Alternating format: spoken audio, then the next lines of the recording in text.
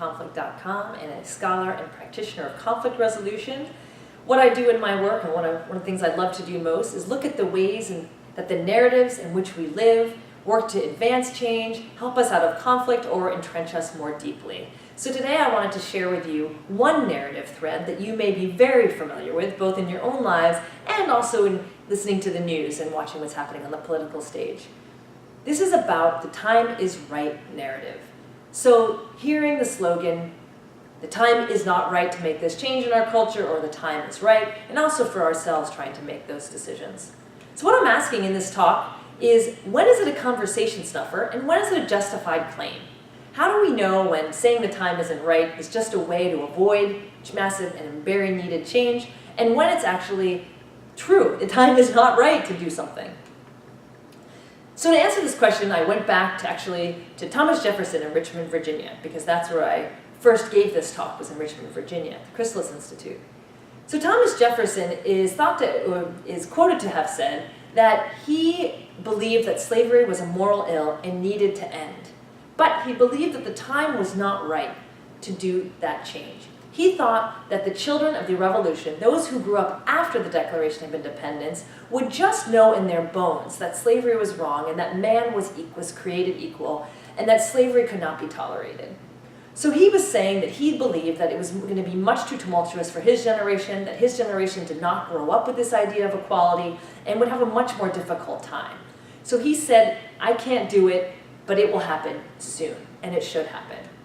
Well, it did happen, but it was another 100 years.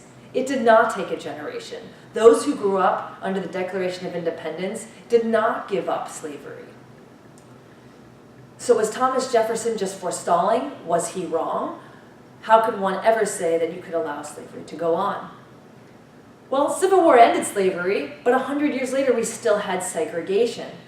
And this idea of the time isn't right was something that Martin Luther King Jr. talked about very powerfully.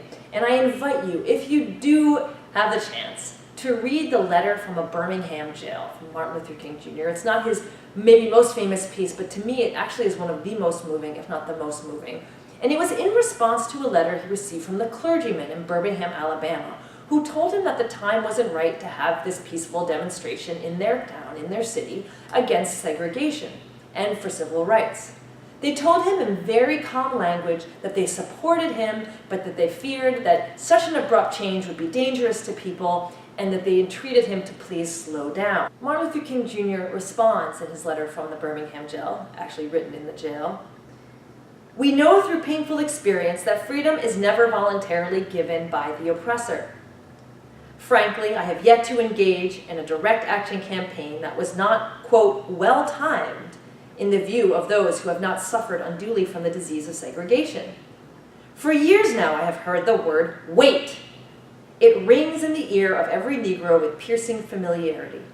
This, quote, wait, has almost always meant never. We must come to see with one of our distinguished jurists that justice too long delayed is justice denied. We have waited for more than 340 years for our constitutional and God-given rights. The nations of Asia and Africa are moving with jet-like speed toward gaining political independence, but we stiff creep at a horse and buggy pace towards gaining a cup of coffee at a lunch counter.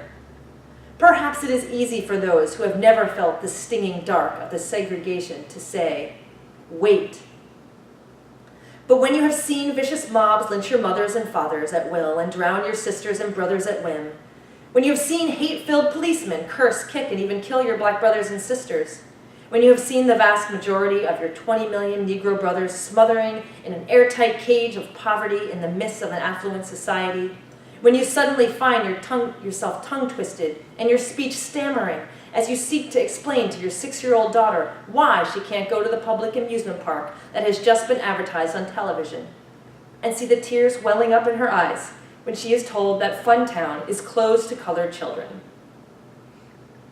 He goes on to talk about why wait works for those in power, but for those who are suffering, wait is never an acceptable answer. So I want to invite you to think about, when you're hearing and reading in the news a politician or a social group or so on saying, we need to wait in order to make this change. Even if it's not directly stated, it's what's understated. Ask who gets to maintain power if waiting occurs.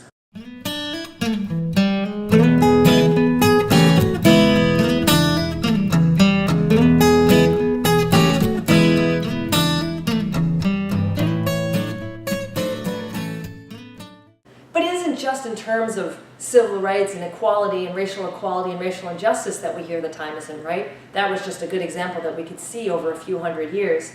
We see it in other political issues, most pressingly right now in terms of refugees. President Obama says, the time is now to allow in the refugees. So does Trudeau in Canada. But many others say the time is wrong. It's not the right time to let in refugees into America. So who decides and who's right? But there are many other political and social issues where we say this. Serious changes in the use of gas. I even think about that with my own car. What would we do? How would we make that transition? So that we're afraid of those changes.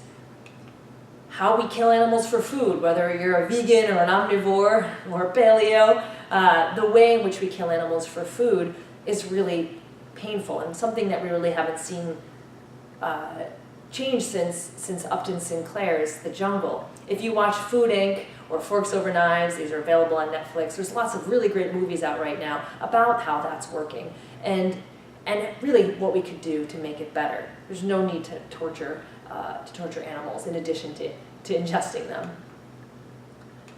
And I mean, even little things like the use of plastic bags. I mean, our children's children are going to probably think that's the most insane idea that we did that.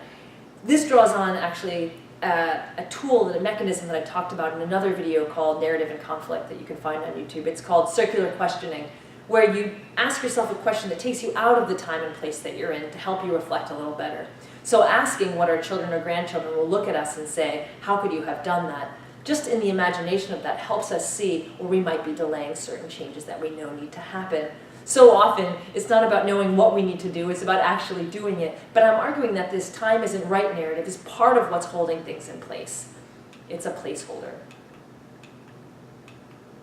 And because in every talk I give, I like to give people a little piece of something they can use in their own conflicts. I'm going to just switch slightly over to how you can use this in an interpersonal sense, so for your own life. So the first is simply just to say, what in your life what projects, what endeavors, what changes do you stop and say to yourself, yeah, I'd like to do that, but the time isn't right. If we're honest, we all have lists of them. So how do you know when the time isn't right? I mean, it may not be the time to buy a $100,000 car. But it may be the time to start working towards a $100,000 car if that's something that means something to you.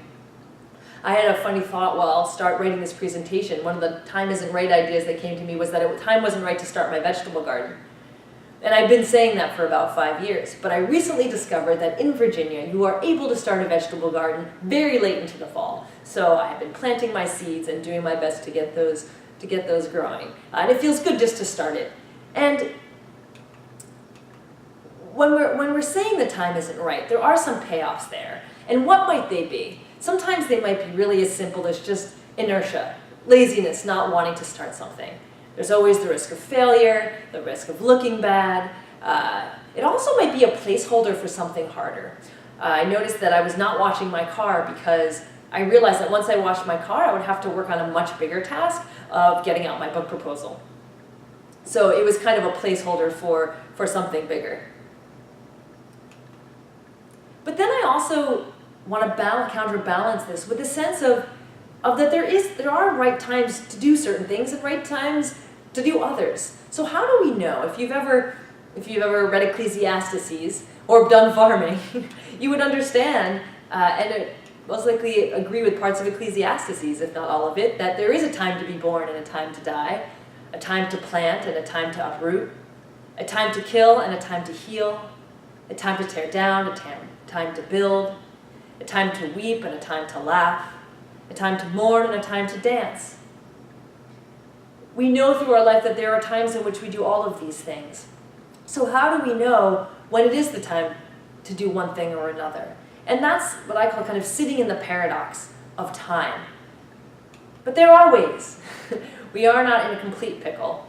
So I want to suggest a couple ways to think through that paradox, both for your personal, interpersonal both conflicts and your personal goals, as well as our larger social issues that we're struggling with. One is thinking it through together with an individual or a group of people that are really going to hold us to a high standard, and have a mirror and help us really think through if we're just hiding or if it's really not the right time. I would also say, of course, starting with being honest with yourself. We often know the payoffs to not making certain changes, and we also might just be stuck. We don't know where to start. That might be saying the time isn't right, actually because we just have no clue how to begin. So that can really help working with group or asking other people for suggestions. Another is just simply acting and seeing what happens. I wouldn't necessarily recommend this with a large purchase, but moving towards a goal and seeing how it feels, if it does feel like the time is right, or if you can feel a lot of upset and it does not feel like the right method at the right time. And then always, when we're talking about larger social issues, I mentioned this before, but I do want to bring it back and highlight it, that there are issues of power. When we're saying that the time isn't right, there's often a sense that we feel we have more to lose if we change than if we don't. So we hold it as a placeholder. So this happens with groups of people. We're afraid that if we make the change that we're going to lose something. That's often a perception. But really it's really a faulty form of thinking. It's faulty logic because, for example, it did not serve the United States and still doesn't serve the United States to have large groups marginalized, impoverished, caught in cycles of violence, and have mass incarceration and health issues. It really doesn't serve any of us. I mean, the best case is that everybody is flourishing, they're great parents, they're pursuing what they love, we're solving problems together. It's really a much more exciting environment to which to live. So sometimes we fear by giving other people space and power that we stand to lose, but actually it can make us all much stronger. And if people do really want to see, this country, any country thrive, we're going to really need all members going. So just something to think about. I hope you have fun with this. I've had fun with some friends and some colleagues playing with the idea of time isn't right and watching it on the news. And it's, again, not always stated. Sometimes it's understated, but it's in there. And if you think too, I'd love to either hear your comments on the video or go to my site, languageofconflict.com, and just tell me if you've heard it in different places. I'd love to hear what you have to say about that. I also have a Facebook page for Language of Conflict, so you can put the comments there. All right, well, good luck, and I'm eager to hear the results.